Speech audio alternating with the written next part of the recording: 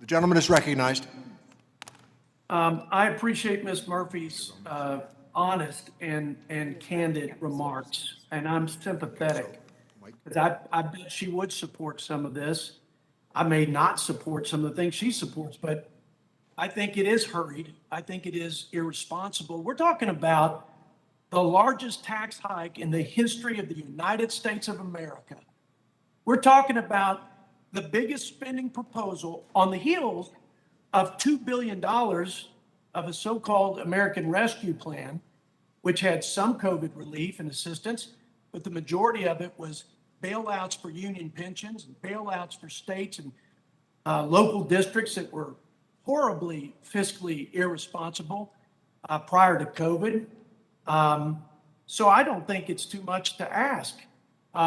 This is, and I hearken back to some of the comments that my colleague from Illinois said about the fundamental issue here at hand, the fundamental issue, because I don't impugn the motives of any of my colleagues on the other side of the aisle, my Democrat friends. I think that their intentions are, I think they're good. I think they probably want to help their fellow Americans. But the road to serfdom, ladies and gentlemen, is paved with good intentions. And what we're witnessing and what we may experience if we can't get some Democrats to peel off of this deal is the most radical reimagination of the role of the federal government in the lives of its citizens, plain and simple. And I'm deeply concerned on the tax side that we will ever see the day we recover to pre-COVID levels.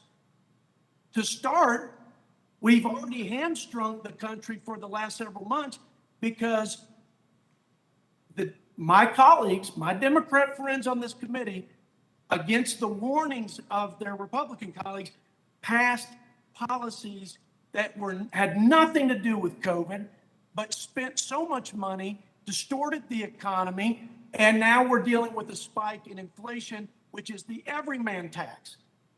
We also warned, don't pay people more to be on unemployment than they made in their previous job. That is moral hazard. That is a disaster. That will keep people sidelined, and it will ruin any effort, genuine effort, to get our country back on its feet. But y'all did it anyway. And when you did, we saw a horrible side effect of this medicine that we force-fed the country in the name of, we want to help you. We want to help you.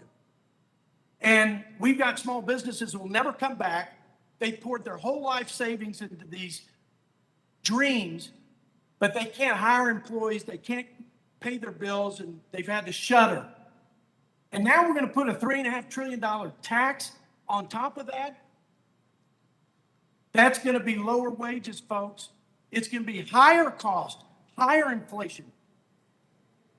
We're going to destroy farming with the death tax supercharged. We're going to destroy the lifeblood of this economy, which is oil and gas, because of the punitive provisions in there. And this cradle to grave concept, it's true.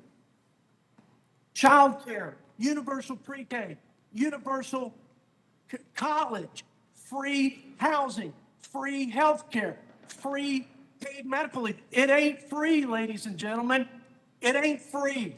My children and your children are going to pay for this. It is the Damocles sword hanging over their heads.